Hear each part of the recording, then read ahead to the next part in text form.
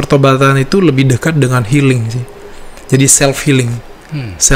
Jadi self healing itu bisa terjadi, self healing itu bisa kita lakukan ketika kita punya kemampuan hadir penuh. Lagi-lagi mindfulness itu adalah dasar latihan kita untuk melakukan pertobatan.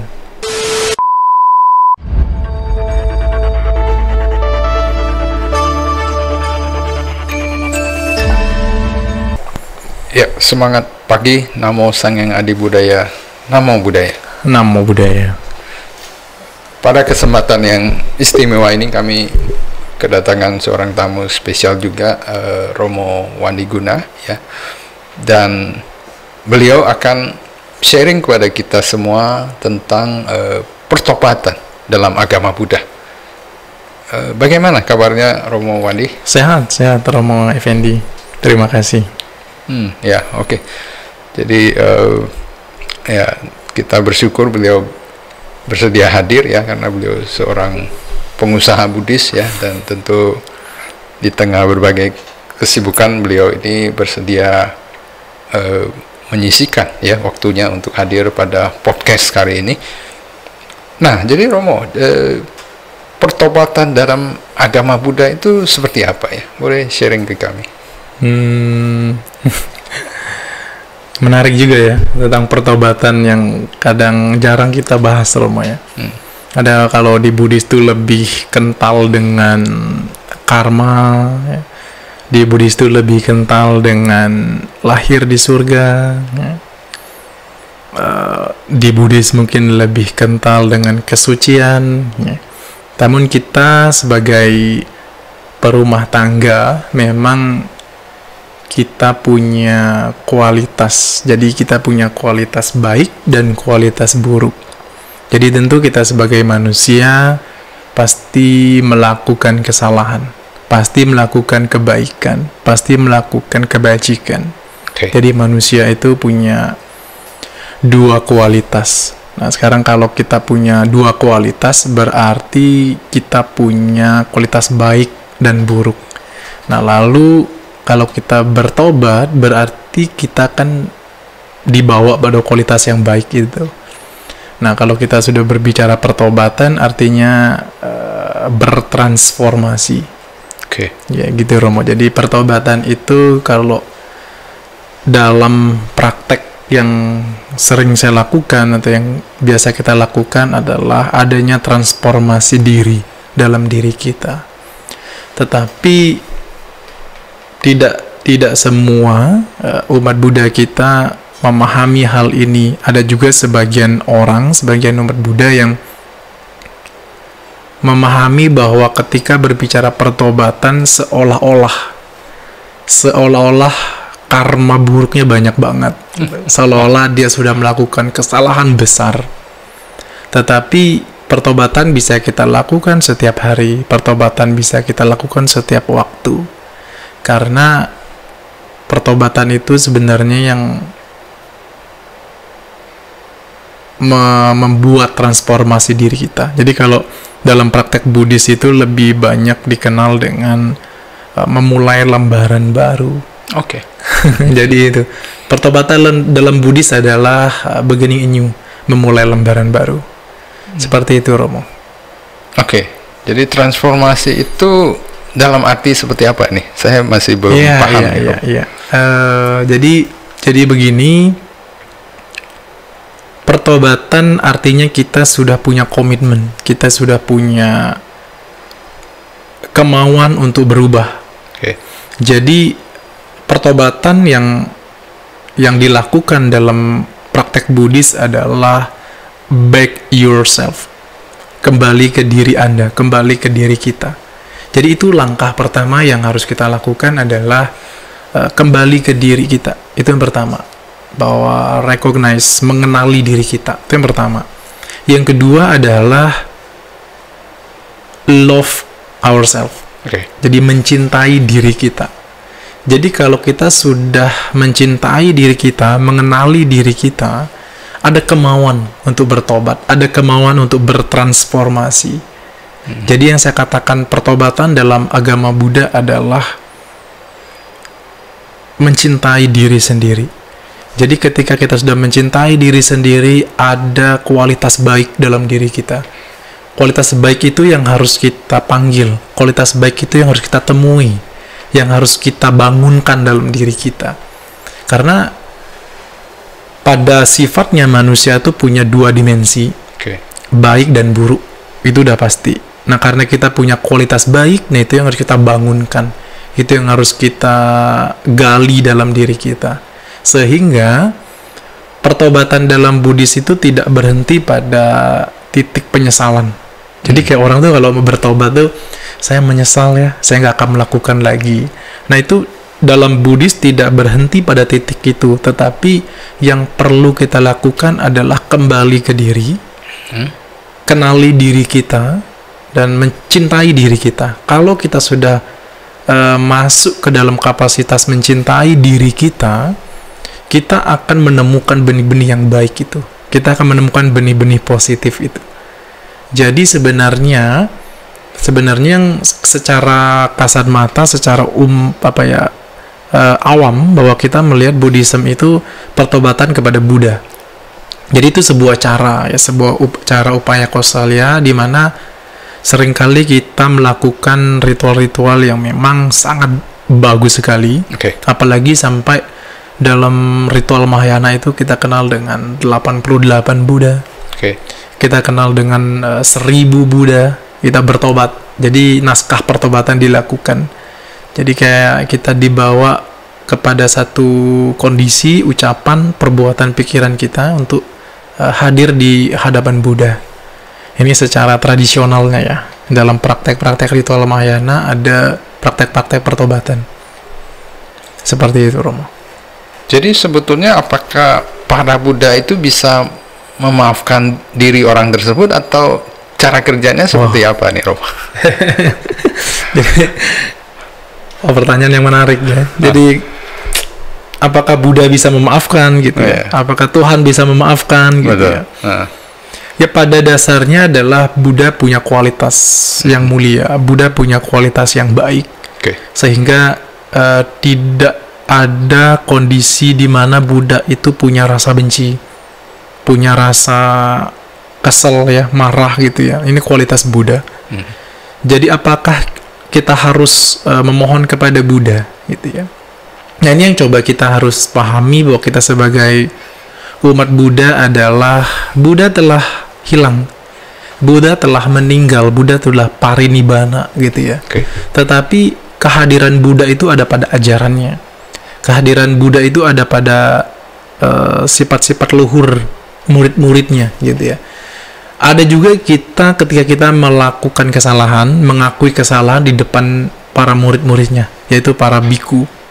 Ada juga cara itu kita melakukan kesalahan dan menemui biku bahwa saya ingin menyempurnakan sila saya ingin menyempurnakan perilaku saya, ya kan? Nah itu langkah-langkah yang baik yang bisa kita lakukan sehingga kita punya kebebasan dalam artinya freedom kita lepaskan, kita merdeka dari rasa takut, rasa menyesal itu gitu ya. Lalu pertanyaan, apakah Buddha bisa memaafkan? Secara fisik Buddha tidak memaafkan kita karena beliau tidak ada. Nah yang bisa kita lakukan adalah menghadirkan energi Buddha itu sendiri di dalam diri kita, karena kita punya benih-benih kebudaan itu kan. Kalau kita sudah masuk ke filosofi Buddhis bahwa bodhicitta, jadi kita punya benih-benih kebudaan, artinya kita sudah bisa memaafkan diri sendiri sebenarnya. Nah yang bisa kita lakukan adalah memaafkan diri sendiri itu dengan cara apa? Adalah mencintai diri sendiri. Jadi kalau kita sudah bisa memaafkan diri sendiri, kita punya kualitas itu sehingga memaafkan orang lain itu sangat mungkin kita lakukan. Tapi kasusnya kalau kita tidak bisa memaafkan diri sendiri, artinya kita akan mengalami kesulitan untuk berdamai dengan orang lain, memaafkan orang lain gitu ya. Jadi kita tidak bisa bertobat kalau kita sudah tidak bisa memaafkan diri sendiri begitu. Iya, jadi kalau ya kadang-kadang memang ada orang yang juga begitu ya, mungkin dia melakukan sebuah pelanggaran yang cukup berat ya. Mungkin akhirnya dia hidupnya jadi menderita sendiri ya. Itu menurut Romo gimana? Apakah itu salah? Ya, iya, betul. Itu tidak salah. Karena kita sebagai perumah tangga kan kita menjalankan atau mempraktekkan 5 sila ini gitu ya. Nah, makanya ada beberapa persepsi atau pandangan umat-umat kita yang yang takut gitu ya. Takut mengambil sila, takut diwisudi. Karena konsep dia adalah ketika saya melakukan kesalahan, wah saya akan lahir di alam neraka nih. Ketika melakukan kesalahan, waduh berat banget nih gitu. Padahal itu adalah jalan kan, itu pedoman kita. Contoh misalnya ketika kita melakukan pelanggaran yang pertama gitu ya. Simpelnya adalah kita membunuh gitu kan. Kadang ada rasa takutnya kita, rasa ketakutan kita membunuh hewan ataupun bunuh seseorang, kayak dengan sendirinya dia akan takut dan merasa melanggar sila. Padahal kan itu sebagai pagarnya kita kan, sila itu sebagai pagarnya kita. Jadi sebenarnya bukan masalah takut dan tidak takutnya, tetapi karena sudah 5 sila diberikan Buddha, diajarkan Buddha, jadi kita harus melaksanakan itu kan, mempraktekkan itu. Terlepas dari itu melanggar atau tidak, itu sebenarnya bukan ke situ urusannya sih. Bukan kita takut terhadap akibat itu, apalagi gini ya. Jadi saya memahami bahwa karma itu sebenarnya tidak selalu kita bahas ya. Karma itu tidak selalu hadir ya pada saat kita mau memutuskan sesuatu atau menyadari sesuatu. Kadang-kadang kan, jadi hati-hati loh. Jadi terkadang kita itu konsep kita adalah takut dengan karma kan ya. Kalau memang konsep kita takut dengan karma, sama juga dengan takut dengan Tuhan sih. Jadi kayak seolah-olah kita bisa, konsep kita kan, dikit karma nih gitu kan. Tapi di konsep yang lain kadang mereka, ini sudah nanti akan dikutuk oleh Tuhan gitu kan. Mungkin nanti akan dihukum oleh Tuhan gitu. Jadi sebenarnya karma dan Tuhan itu hampir mirip sih, tidak sama tapi hampir mirip kita memaknainya ya. Bukan sosok ataupun makna dari Tuhan, tapi kita sendiri yang memaknainya. Takut dengan karma gitu kan. Bukan takut dengan karma, tetapi kita belum punya kapasitas untuk menyadari diri kita, menyadari ucapan kita, menyadari pikiran kita, menyadari perbuatan kita. Kalau kita sudah punya kualitas itu, awareness gitu dengan pikiran kita, dengan ucapan kita, harusnya kita sudah tidak lagi menyalahkan karma itu lagi. Gitu kan, kayak dikit nyalain karma gitu, jadi nyalain karma, padahal diri kita sendiri yang tidak bisa menjaga ucapan kita. Betul. Seperti itu Rom, karena kita kalau sudah caci orang, marahin orang kan karmanya langsung berbuah gitu kan. Betul. Jadi kayak wah itulah terimalah karmamu katanya gitu kan.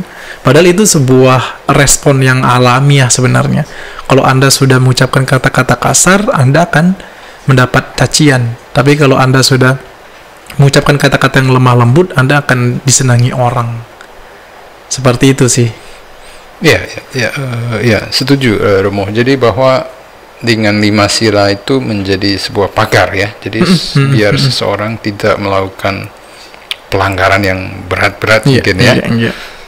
Tapi apakah ada pelanggaran yang dimana seseorang itu kan kadang-kadang dia nggak bisa memaafkan diri sendiri. Maksudnya pelanggarannya cukup berat ini. Ini apakah orang itu bodoh atau gimana? Atau memang seharusnya orang itu bisa melakukan pertobatan ini juga? Ya betul. Maka kita butuh namanya pendampingan, kalau saya bilangnya pendampingan spiritual. Maka di Buddhis itu kita punya sedikit kelemahan. Saya katakan di sini kelemahan kita adalah kita tidak banyak konselor-konselor, kita tidak banyak para konselor yang memang dibutuhkan bimbingan untuk umat kita gitu ya. Karena apalagi yang sekarang lebih dikenal dengan mental health. Jadi mental health merasa dia tidak berdaya, atau merasa dia salah, atau merasa dia tidak berguna dan lain sebagainya. Sehingga mereka tidak punya ruang untuk mencintai diri dia itu. sehingga apa yang mereka lakukan adalah ingin mengakhiri hidupnya. Ini yang ekstrim ya. Oke, betul. Ingin yang mengakhiri hidupnya karena tidak ada ruang lagi untuk saya berdamai, tidak ada tempat lagi untuk saya bahagia, gitu ya. Padahal kualitas itu ada sebenarnya. Kualitas baik, kualitas buruk itu ada pada diri kita. Nah, masalahnya sekarang kualitas mana yang kita harus sering munculkan gitu ya. Contoh misalnya depresi. Depresi itu kan artinya tidak punya kemampuan untuk mengenali diri dia, tidak punya kemampuan kapasitas untuk mencintai diri dia, gitu ya. Jadi kalau misalnya saya berangkat dari tadi praktek tentang mencintai diri sendiri. Mencintai diri sendiri, ketika kita sudah masuk ke dalam praktek mencintai diri sendiri, kita akan melihat elemen-elemen dalam diri kita sebenarnya. Maka ketika kita memutuskan untuk mengakhiri hidup, ketika kita memutuskan untuk bahwa saya tidak bisa bahagia, gitu ya. Nah, ada tanggung jawab, warisan moral, tanggung jawab warisan gen yang harus kita miliki. Contoh, kita tidak hanya bertanggung jawab pada diri sendiri loh, tapi kita sudah harus bertanggung jawab kepada orang tua kita. Itu yang pertama. Bertanggung jawab kepada mama, kepada papa, bertanggung jawab kepada kakek, kepada nenek, bahwa mereka sudah mewarisi fisik ini. Jadi kalau dibilang kebodohan tadi, ya itu kebodohan kita. Sehingga kita tidak punya kemampuan untuk melihat secara mendalam bahwa fisik ini banyak yang terlibat dalam apa ya, kita menjadi besar, kita menjadi tumbuh kembang gitu ya, tidak hanya dengan usaha sendiri loh, padahal ada elemen-elemen yang membuat tubuh ini. Nah, memahami konsep ini adalah baru kita akan mengenal lebih dalam lagi tentang anatta. Kalau di Buddhis kan anatta, bahwa diri sendiri tidak berdiri sendiri gitu ya, ada elemen-elemen lainnya. Nah, kita masuk ke situ, kita masuk konsep anatta itu, baru kita bisa memahami jauh lebih dalam tentang diri kita, bagaimana kita mencintai diri kita, sehingga pertobatan itu benar-benar terjadi gitu ya. Jadi tidak hanya pada titik kalau ada koma masih ada lanjutannya, titik penyesalan.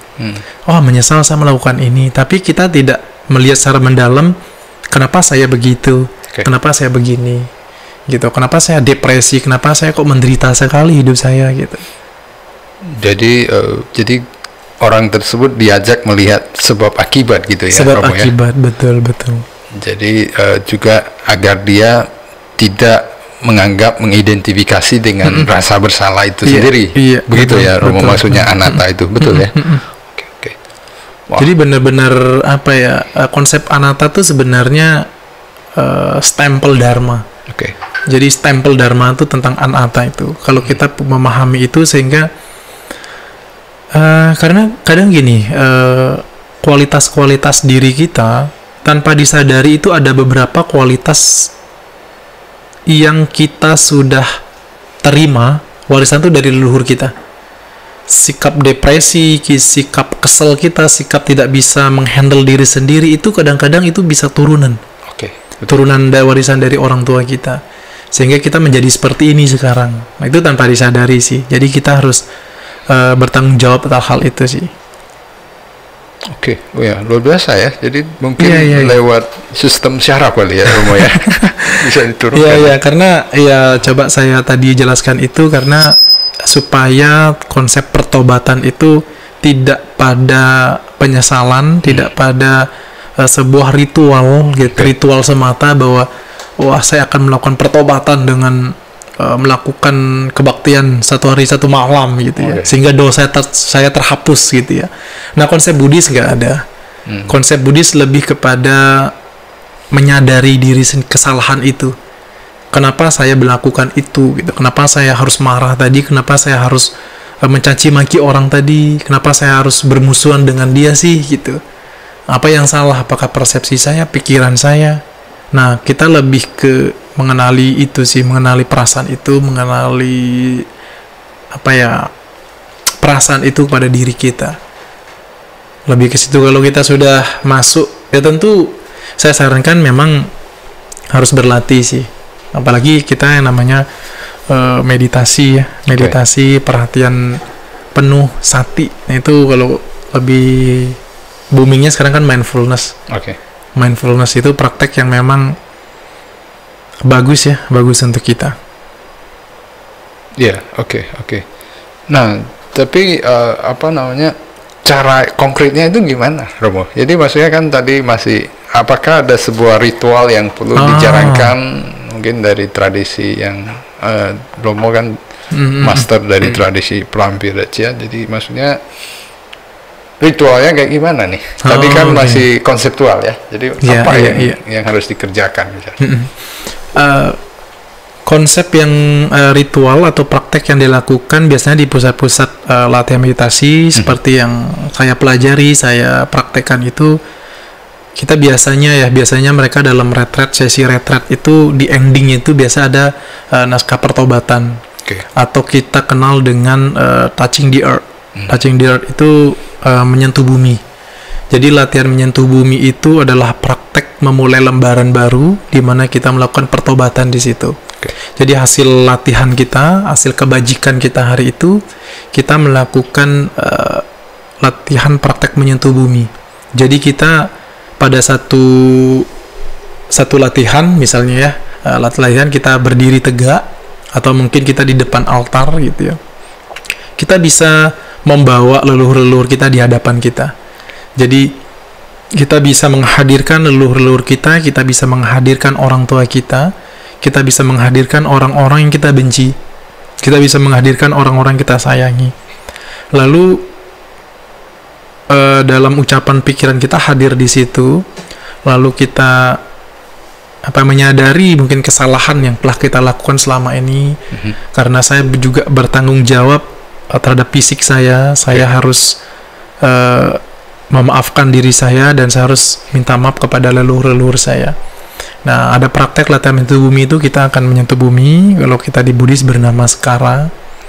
Nah, kemudian kita jadi sebenarnya gini, latihan menyentuh bumi itu kenapa namanya latihan menyentuh bumi? Bumi itu adalah the real Bodhisattva.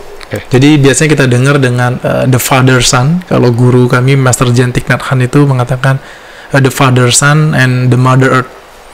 Jadi the mother earth itu adalah ibu bumi. Jadi kalau kita sudah membayangkan seorang ibu yang punya welas asih yang sangat tinggi gitu ya. Jadi kita menyentuh bumi itu menyentuh belas kasih bumi. Jadi kita bisa juga dengan cara, kalau yang saya lakukan adalah saya menuangkan, ketika saya bernama skara, saya melepaskan penderitaan saya letakkan di ibu bumi, saya letakkan masalah itu, saya letakkan penderitaan itu di atas bumi. Lalu saya meminta atau mengambil energi belas kasih bumi untuk ke saya. Jadi saya sudah lepaskan penderitaan itu, letakkan di bumi, lalu saya mengambil energi belas asih bumi itu untuk saya. Jadi transformasi akan terjadi, healing akan terjadi, gitu ya. Jadi kita bantuan dari ibu bumi itu untuk merasakan energi itu. Begitu juga kita lakukan di wihara ya, di bhaktisala gitu. Itu praktek yang sangat bagus kalau kita bisa lakukan. Jangan kita contoh gini misalnya, saya kesel banget, waduh marah banget gitu ya, punya masalah mental. Lalu saya ke wihara. Ke wihara itu begitu Anda sudah di depan pintu, Anda lihat wajah Buddha. Anda lihat wajah Buddha penuh dengan kedamaian, penuh dengan ketenangan gitu ya. Nah, ketika Anda melihat wajah Buddha, lalu Anda hadirkan ketenangan dan kedamaian itu, lalu Anda namaskar. Nah, namaskar itulah praktek kita untuk melepaskan penderitaan itu. Begitu kita menundukkan kepala, dahi menyentuh lantai itu, artinya kita sudah bersentuhan dengan bumi, bersentuhan dengan energi di dalam itu, di dalam bhaktisala itu. Jadi sebenarnya proses pertobatan itu lebih dekat dengan healing sih. Jadi self-healing. Self-healing. Jadi self-healing itu bisa terjadi, self-healing itu bisa kita lakukan ketika kita punya kemampuan hadir penuh. Lagi-lagi mindfulness itu adalah dasar latihan kita untuk melakukan pertobatan. Karena kalau kita tidak punya basic itu, kemampuan untuk aware itu, kemampuan untuk menyadari penderitaan kita, menyadari kesalahan kita, kita tidak akan melakukan pertobatan. Jadi kayak, wah udah biasa kok, nah gitu. Jadi lama-lama malah jadi terbiasa untuk nyalahin orang, terbiasa untuk punya musuh, terbiasa untuk marahin orang kayak gitu. Ya, oke. Iya, ini memang sangat menarik ya. Jadi maksudnya Romo Wandi membawa sebuah dimensi baru ya pada gerakan yang sederhana seperti namaskara ya, atau yang dalam istilah Romo yang menyentuh bumi ya. Jadi biasa kita kayak itu ya, Romo, kayak teh celup, tahu teh celup ya? Sering saya lihat ketika di Bakti Sala itu kalau orang namaskara gitu, dia udah langsung duduk, ngambil tempat duduk, kayak namaskara tuh twing ya 3 kali gitu kan. Jadi udah duduk, udah ngambil handphone di kantong, udah main handphone gitu. Nah jadi kita tidak mendapatkan energi di situ. Padahal Bakti Sala itu kan tempat ceramah, tempat mendaraskan sutra, tempat meditasi gitu ya. Nah ruangan itu sebenarnya ruangan yang energinya, kalau orang yang benar-benar awareness ya, aware terhadap kondisi itu, kalau kita ketahuan nih ini wihara yang Bakti Sala yang punya energi healing, atau wihara yang punya energi kedamaian, itu akan berbeda. Akan berbeda sekali energinya. Nah ketika kita menemukan energi itu, seperti saya masuk ke sini gitu ya, karena tempat ini mungkin dipakai untuk meditasi, mendaraskan sutra, podcast seperti ini, penyebaran dhamma. Jadi keheningan itu langsung dirasakan. Nah jadi keheningan dirasakan itu, kita berlatih namaskara.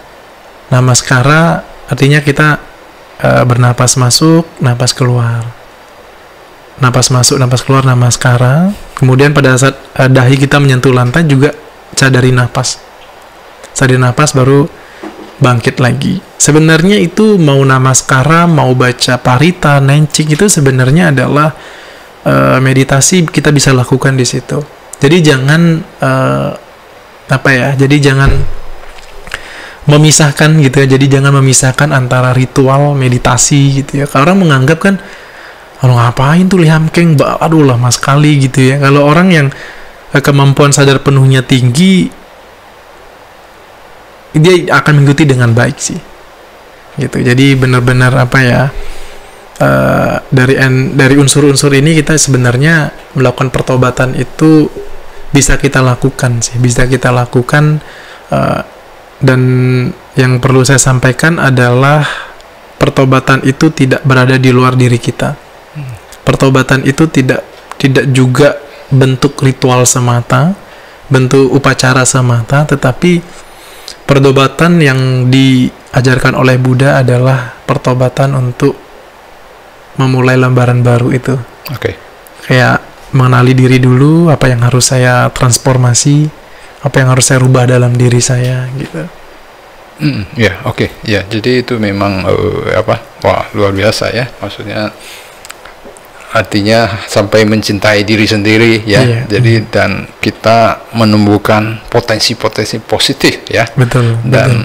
Akhirnya ya kita berusaha menekan ya, atau menghilangkan potensi-potensi negatif dari diri sendiri gitu ya. Dan ya, jadi kalau kembali lagi tadi ke praktik namaskara itu, memang juga saya yang saya pelajari juga biku-biku yang luar biasa ya, kayak Master Seng Yen ya, kemudian juga Master Xing Yun yang tahun lalu baru wafat ya. Itu waktu kecil itu beliau juga pernah melakukan praktik namaskara. Jadi beliau namaskara ke Avalokitesvara atau Kuan Yin. Nah, jadi pada saat beliau itu masih kecil ya, jadi beliau ini sangat bodoh ya. Jadi belajar apapun cepat lupa. Nah, tapi kemudian suatu hari gurunya bilang, "Loh, kamu namaskara deh di hadapan Kuan Yin." Dan biksu ini pun melakukan itu ya, dan akhirnya biksu ini menjadi salah satu biksu yang paling jenius. Jadi suatu hari ya dia tiba-tiba menjadi sangat pintar ya dengan praktik itu. Betul. Jadi beliau nulis buku, boleh dibilang paling banyak ya beliau menulis buku. Ya karena ya kadang-kadang kan tubuh yang kita apa ya, orang kan tubuh yang nggak boleh di apa ya, pokoknya kita menjaga diri kita gitu lah. Nah, praktek namaskara itu untuk menurunkan itu semua. Kesombongan kita, keegoisannya kita gitu ya. Kadang kepala yang harus kita jaga nggak boleh disentuh, nggak boleh diapain gitu kan. Akhirnya juga menyentuh lantai. Akhirnya juga malah kepala kita malah nyentuh lantai yang habis dipel gitu kan. Nah, tapi kalau kita sudah masuk ke kualitas itu sebenarnya gak ada yang kita sombongkan, gak ada yang harus kita apa ya, harus kita banggakan sebenarnya. Gitu. Jadi benar sih namaskara itu, karena saya juga pernah melakukan upacara pertobatan yang kita membaca Ichenpo gitu ya. Ichenpo itu berarti 1000 ya? 1000. Ichenpo gitu. Kita 1000 Buddha itu berapa hari ya? Kalau nggak salah itu berhari-hari kita lakukan. Dan yang saya rasakan adalah hanya ngikutin aja gitu. Saya nggak tahu nama-nama Buddha itu Buddha apa gitu kan. Banyak banget tuh. Namaskara gantian gitu kan. Nah, ini kan bentuk keyakinan kita, itu bagus sekali keyakinan, tapi keyakinan kan tidak cukup sampai di situ. Keyakinan, pemahaman dan prakteknya. Jadi kita benar-benar kita berhadapan dengan 1000 Buddha nih. Waduh, bayangan kita 1000 Buddha. Sebenarnya bahagia sekali rasanya ketika kita sudah mampu menghadirkan 1000 Buddha itu di dalam imajinasi kita, dalam persepsi kita gitu. Wah, bahagia sekali karena saya dikelilingi 1000 Buddha nih dan saya menyebut nama-nama Buddha itu. Nah, kadang-kadang kan kita tidak sampai di situ. Ini kan sebuah upaya kausalya, sebuah cara untuk bagaimana umat ini bisa yakin dengan itu. Tetapi level selanjutnya adalah yaitu tadi, kita sudah bertobat dengan Buddha, ya dengan diri kita sendiri udah belum kan gitu. Kita sudah bertobat, merasa apa ya, dosa kita sudah diampuni, atau dosa kita sudah hilang, tapi besok melakukan lagi. Nah, karena tidak pada praktek yang saya bilang tadi, back yourself, kembali ke diri kita, kenali diri kita dan cintai diri kita. Kalau kita sudah masuk ke situ, ya mudah-mudahan sih kita tidak akan terjebak lagi dengan persepsi-persepsi yang salah, terjebak lagi dengan kebencian itu, terjebak dengan rasa bersalahnya itu. Oke. Jadi kalau dia tidak melakukan tahap-tahap itu secara lengkap, maka dia bisa mengulang lagi ya. Bisa mengulang lagi. Bisa menjadi sebuah lingkaran setan ya, Romo ya. Betul. Nah, yang bahaya sekali adalah ketika begini. Melakukan sekarang kan orang kadang lucu ya di short video gitu, kadang orang mau mencuri atau apa, ada CCTV tuh, dia takut sama CCTV daripada Tuhan kan. Dia malah takut nanti videonya diviralkan gitu kan. Dia takut dengan media sosial, takut dengan CCTV kan. Padahal harusnya takut dengan diri sendiri sih. Yang saya maksud takut dengan diri sendiri adalah ketika saya melakukan ini, batin saya nyaman gak sih? Gitu. Batin saya bisa damai gak sih? Nah, kalau saya memang melakukan ini ada rasa takut, ada rasa khawatir, penderitaan akhirnya nanti akan muncul, ya kita tidak akan lakukan itu. Jadi kayak hukuman itu sebenarnya sudah kita tahu kan, bahwa kalau saya menjelekkan orang ini, kalau saya mencaci maki orang ini, dia akan memusuhi saya kan, dia akan membenci saya kan. Nah, itu sebuah penyadaran kan, sebuah penyadaran dalam diri kita bahwa oh ya, saya nggak akan menyesal kok karena saya nggak berbuat kan gitu. Kalau orang biasanya kan menyesal tuh belakangan ya. Betul. Menurut Romo Effendi nih, kita melakukan sesuatu itu mikir dulu apa menyesal dulu, apa mikir dulu apa bertindak dulu? Ya kalau orang awam ya dia akan bertindak dulu ya. Tapi kalau yang pernah saya pelajari ya orang yang suci, orang-orang yang melatih itu mereka akan sangat hati-hati. Jadi berpikir dulu gitu. Betul. Ya? Jadi kayak lagi ada seorang Bante bilang kayak lagi pilih barang belanjaan, oh dia sangat teliti ini. Ini boleh nggak ini? Ini bagus nggak ini? Jadi memang seorang yang berlatih ya harus seperti itu ya. Jadi jangan gegabah. Artinya kita sudah marahin orang, kita sudah mencaci maki orang udah sakit hati kan. Orang sudah terluka, baru kita sadar, oh ya ngapain saya tadi harus marah ke dia, caci maki di dia? Dia udah terluka, dia udah sakit hati. Maka sebelum bertindak itu ya pikiran kita harus di analisis dulu. Ini kalau saya marah sama orang nih, kalau saya berbuat ini dia akan marah balik nggak ya? Nggak jadi deh gitu. Nah, artinya kita sudah punya pengendalian diri, kita sudah punya kemampuan mindfulness-nya di situ, kemampuan sadar penuhnya sudah ada. Jadi ya pelan-pelan ketika kita melakukan sesuatu sudah kita identifikasi dulu ini kualitas buruk apa kualitas baik.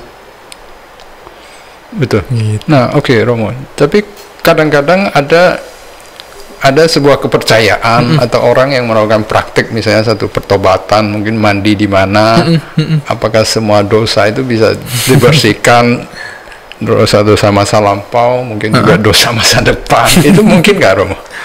Secara Budi saya jawab tidak mungkin. Tidak mungkin ya. Tidak mungkin. Tidak mungkin karena apa yang sudah kita lakukan itu ya sudah udah ada dalam diri kita sendiri sebenarnya. Makanya ada yang dinamakan dengan luka batin ya. Oh itu luka batin atau ada disebut dengan inner child. Inner child, luka batin itu yang dari masa lampau gitu ya, atau mungkin masa kecil kita, masa muda gitu, itu bisa terbawa terus. Nah seperti itulah perbuatan kita akan terbawa terus. Nah ketika kita melakukan pertobatan, apakah perbuatan kita itu harus langsung suci? Enggak juga. Apakah karma kita juga, karma buruknya akan hilang? Enggak juga, dia akan berbuah.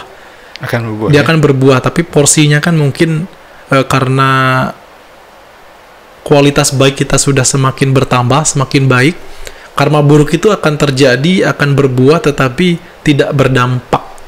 Misalnya, melakukan perbuatan buruk, kita ada perbuatan buruk, tapi kan kayak kita berbicara sama orang, atau kita punya keputusan deh, kebijakan. Mungkin kebijakan itu baik, bagus, tapi karma buruknya apa? Kita akan dikucil, kita akan dimarahin, dibenci orang. Itu kan dampaknya dari keputusan kita. Tapi kan kadang kita karena kebajikan kita banyak, yang kita lakukan baik, karma baik kan berbuah tuh. Mungkin banyak yang suka, banyak yang sayang, banyak yang ya pasti akan berbuah pada saatnya sih. Kalau misalnya kayak yang mandi kembang, apakah dosa saya terhapus gitu? Dalam Buddhis ya tidak ada istilah dosa itu terhapus, tidak ada istilah karma buruk itu tuh hilang. Yang ada adalah melemah dalam arti semakin baik, semakin banyak kualitas baik kita, kualitas buruk kan menurun. Kita tidak lagi marah sama orang kan, kita tidak lagi mencaci maki orang kan, kita tidak lagi berbohong sama orang.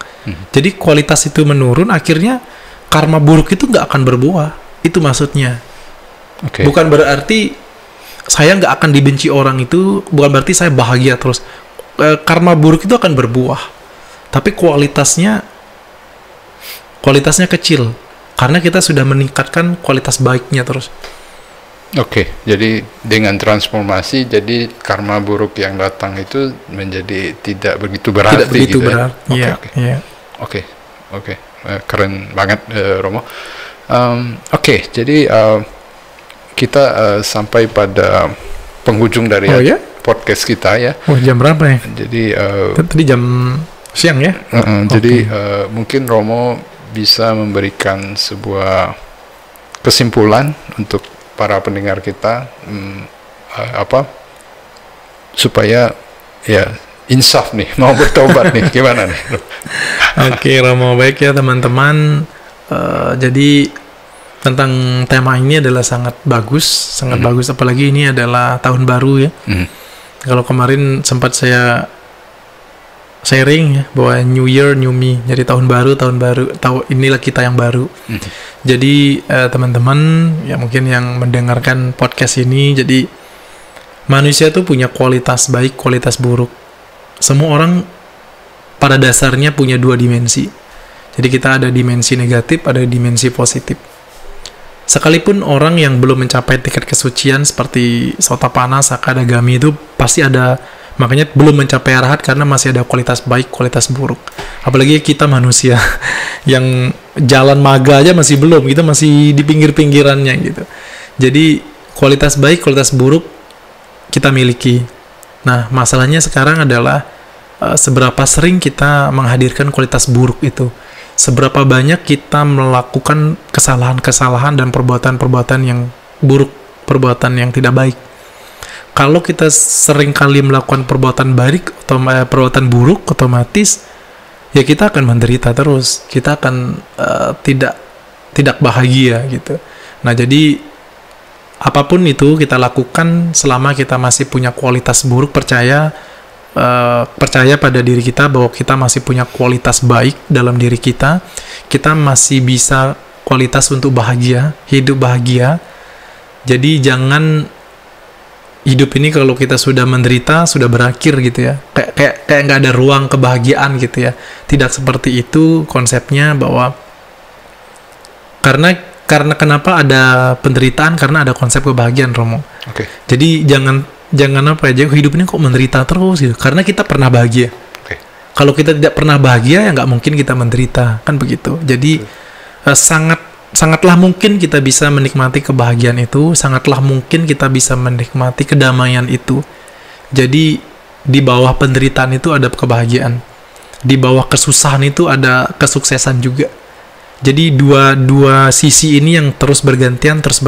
Jadi ketika kita sudah di posisi yang tidak enak, posisi yang kesulit gitu ya, kita merasa sulit, ada sisi di bawahnya yang akan terbalik ke atas. Jadi yang kita lakukan adalah cukup menyadari itu, back yourself, kenali diri Anda, kemudian mencintai diri Anda. Ini yang penting sih ya. Jadi cara terbaik kita melakukan pertobatan adalah mencintai diri kita. Baru transformasi pada diri kita akan terjadi. Jadi bertransformasi itu yang penting ketika kita melakukan pertobatan, begitu, Romo. Ya, artinya ya jangan sampai orang itu tidak bisa memaafkan diri sendiri ya. Iya, betul sekali. Betul. Jadi ya harus bisa memaafkan lah. Apalagi bisa memaafkan orang, masa diri sendiri nggak bisa dimaafin, kan gitu. Betul. Ya, jadi teman-teman semua ya, semoga juga bisa menjalankan praktik yang luar biasa yang diajarkan Romo Wandi ya. Dan jadi juga mendengar dari suara Romo Wandi ini cukup enak didengar ya. Jadi Terima kasih, Romo. membuat kita berada pada mencapai sebuah ketenangan batin tertentu nih. Sangat membantu. Jadi terima kasih untuk kehadiran Romo Wandi pada kesempatan ini, dan ya kita berasa bersyukur bisa belajar banyak dari Romo Wandi. Namo Sang Yang Adi Budaya, Namo Buddhaya. Namo Buddhaya.